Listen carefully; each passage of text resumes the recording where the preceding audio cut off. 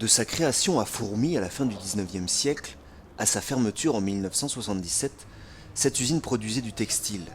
Depuis, les bâtiments ont trouvé une autre fonction. Dans les années 80, un groupe d'amis a décidé de rendre une mémoire à tout ce qui est vie sociale et d'installer un musée, un écomusée dans une ancienne usine et de retrouver cette idée justement d'usine textile et cette idée de tout ce qui pouvait se faire autour de la mémoire du textile. D'ailleurs, comme un symbole de ce passé industriel, la cheminée baptisée La Mazurelle, du nom du dernier propriétaire, a été conservée. C'est la seule cheminée qui reste encore debout dans Fourmies. Dans les années 80, elle était beaucoup plus haute encore. Il y avait au moins 8 mètres supplémentaires. On a jugé sage de la faire araser, de la faire couper, tout en conservant une couronne tout de même. Autre originalité du musée, son architecture. Avec de la brique simple, les architectes, les maçons, à la demande bien sûr du patronat de l'entreprise, avaient voulu faire quelque chose de beau.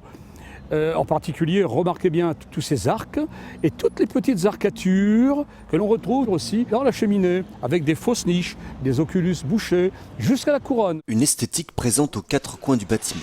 On retrouve cette continuité de style. Toujours les fenêtres en arc, avec quelques petites trappes d'accès dans les superstructures. Parce qu'il faut dire que les toitures ici n'étaient pas éclairées par l'extérieur, par le dessus. Dans certaines entreprises, la lumière venait par le haut. Ici, ce n'était pas le cas.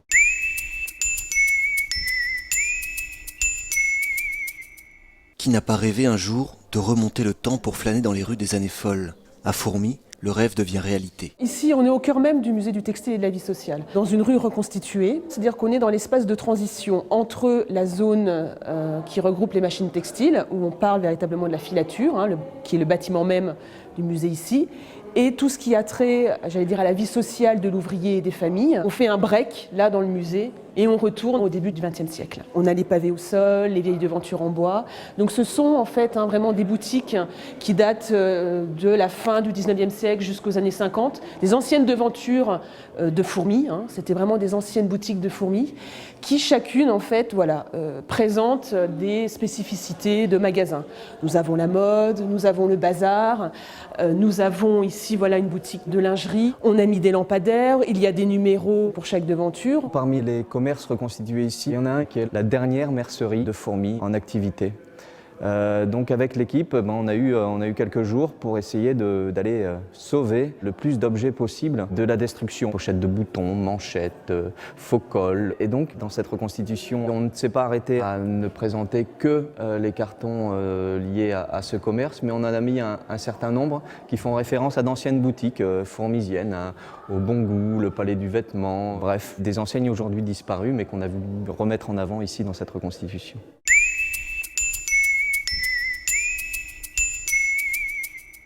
On écoute et on regarde. Ces gestes, Gaspard Boudet les connaît par cœur. Le ronron des anciennes machines à tisser du musée du textile ne le dérange pas, bien au contraire. Je préfère travailler sur ces machines-là que sur des machines modernes. Quand il y a quelque chose qui casse, tout de suite on sait où est la casse, donc on peut intervenir très rapidement. Une machine moderne, il y a beaucoup d'électronique, et donc généralement quand il y a un problème, il y a un gros travail de recherche avant de pouvoir remettre la machine en route. Ici, il suffit tout simplement de changer une lanière, changer un pignon, remettre une pièce, et la machine repart. D'ailleurs, en matière de machines, l'ancien contremaître en filature a sa petite préférée. C'est sur cette machine que j'ai commencé à travailler. Donc effectivement, un petit pincement au cœur à chaque fois que j'arrive devant le continu à filer. Donc c'est une machine qui va donc fabriquer le fil par un étirage et une torsion. Il y a une vingtaine d'années, c'est sur cette machine-là qu'on m'a appris à travailler en filature, à la rattache, à nettoyer, à monter les bobines. Donc plusieurs fois, j'ai essayé le geste du rattacheur. C'est pas anodin comme geste, c'est très facile quand on le voit faire, mais à un moment donné, on a peur, on croit que ça va se casser et on retient le fil. En fait, il faut y aller d'un seul coup, il faut y aller franchement. Plusieurs fois, j'ai refait le geste. Aujourd'hui, le geste se fait tout seul.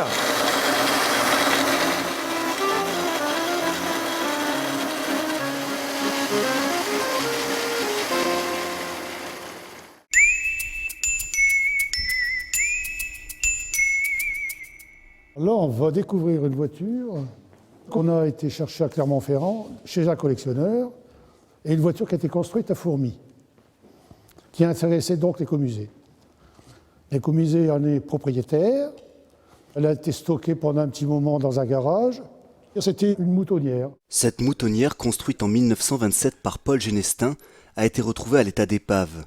Il a fallu attendre près de 70 ans avant qu'elle puisse rentrer au bercail à Fourmies. Tout le monde l'ignorait, à part des personnes âgées qui avaient un constructeur de voitures à Fourmies.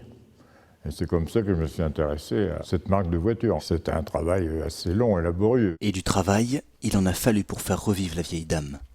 Près de 1200 heures de restauration. Tout ce qui est dans la voiture là, est d'origine. On a un moteur Chapuis-Daumier, qu'on a démonté un cycle Carter à huile, qui était bien sale bien sûr, mais bon nettoyage, remontage, réglage, restauration des pièces usagées. Les instruments de bord, pareil, tout est d'origine. Tout a été démonté, je les ai ramenés chez moi, morceau par morceau, et puis je les ai restaurés. Tout ça, c'était dans un mauvais état, poussière, rouille, enfin, tout était à revoir, quoi. Grâce à un investissement de ces bénévoles passionnés, l'écomusée de Fourmies dispose désormais d'un atout de plus dans ses réserves. Elle est intéressante parce qu'il y a peu de camionnettes qui sont restaurées. On trouve beaucoup de limousines, de cabriolets, mais il y a très peu de camionnettes qui ont été restaurées de cette façon.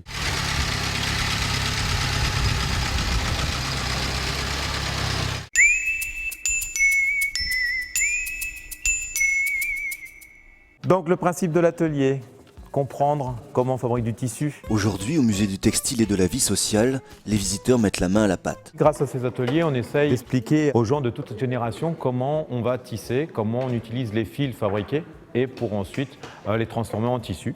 Donc ici, avec des petits métiers en bois, on va montrer le principe de base, donc le croisement des fils, de la longueur et de largeur du tissu.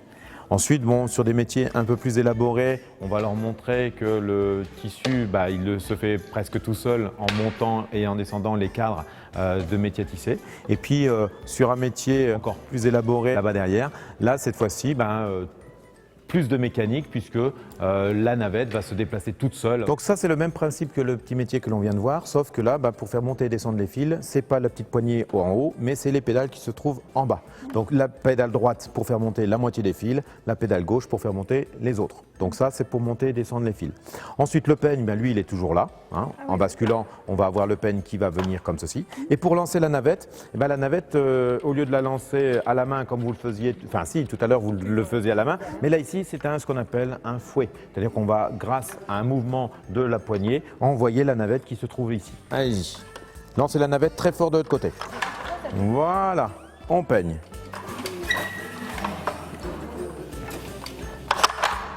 Donc là, on appuie sur le... Voilà, on peigne.